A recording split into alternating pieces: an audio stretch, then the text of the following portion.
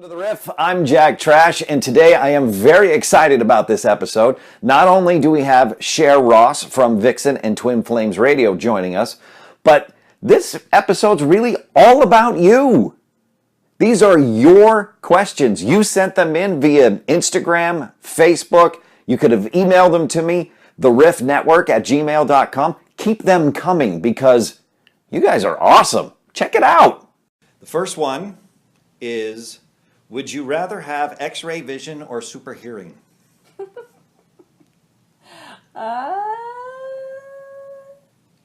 What, like bionic hearing? It just says super hearing. Super hearing. I think I'll go with the super hearing. Really? Yeah, because that could be like really useful. And then I'd know what people were saying, like really far away, and I could it could be real. Like, it goes with the super spy thing. Yeah, this is true. I think it would be, you wouldn't have very many friends. Well, it depends on what you did with the information. Exactly. See? Like as a life coach, I would want to help them. Right. Okay. All right. When does time pass fastest for you, and when does it pass slowest?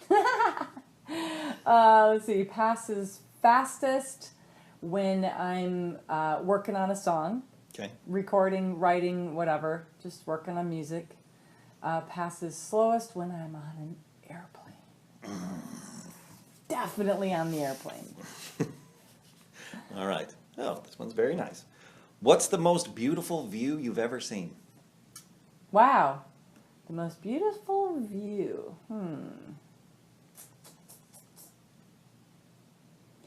I would have to say the one that comes to mind was, funnily enough, when we stopped at a roadside service in the middle of Japan. And the cherry blossoms were in full bloom. I could see like Mount Fuji in the distance. It was just kind of like, wait a minute, where am I? This is a roadside service? I think because the view was unexpected. Right. It wasn't like I flew somewhere and it was like, oh, this is a vacation spot and blah, Right. blah, blah. It was like we were just at the side of the road to have a pee and pick up some coffee. And there you go. Wow, cherry blossom trees. There's a river. There's Mount Fuji. What? This is amazing. That kind of blew my mind. That's cool. Yeah. That's cool. Is a hot dog a sandwich? A hot dog is not food. So my answer is no. Okay. Nitrates will kill you. Okay. There's Doc, Sleepy, Grumpy, Sneezy, Happy, Bashful, and Dopey. What would be the dwarf names for everybody in Vixen? We'll start with Janet.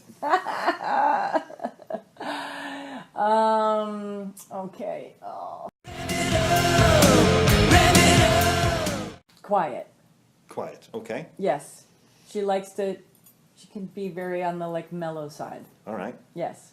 So then what would Roxy be? Rowdy. That was easy. And they share a birthday. Oh. So that's weird. Okay. Okay. And then Brittany. I know this is already a dwarf, but she would be happy. Okay. Yeah. That's good. That's good. Tyson.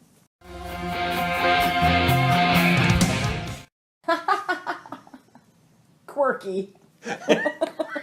Quirky's the best one. Yeah. And then... And he's a pretzel, by the way. He's a pretzel? He is, he gets into these positions where you're like, how are you even doing that? And he's just sitting there comfortably. Really? Yeah, doesn't do yoga or anything like that. He's just like, just pretzels his body. Wow. Yeah, it's like maybe he should be Gumby. He could be. Yeah, he's kind of like, yeah. All right, and, Cher. Oh, me? I have no idea. I know what their nickname is for me. Okay. Woodstock. Woodstock? Yeah.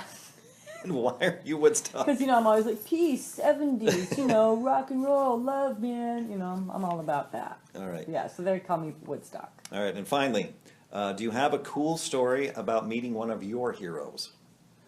Yeah, I do. Actually, I became friends with Daryl Jones, the guy who plays bass with the Rolling Stones now, and he invited me to a recording studio where the Stones were making a record.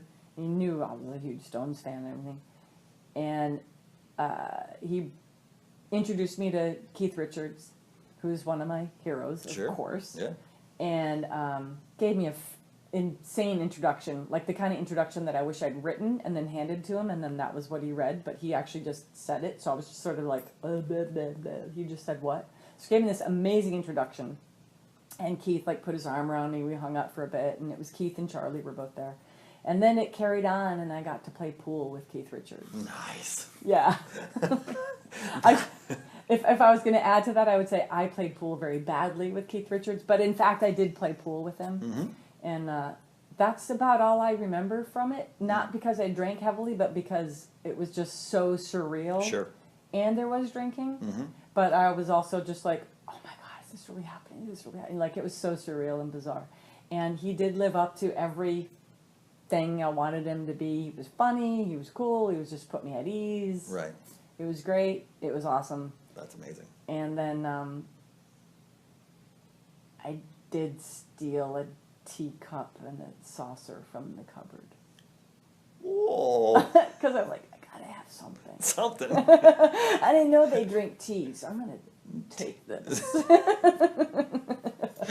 I had the royal china. Okay, full disclosure.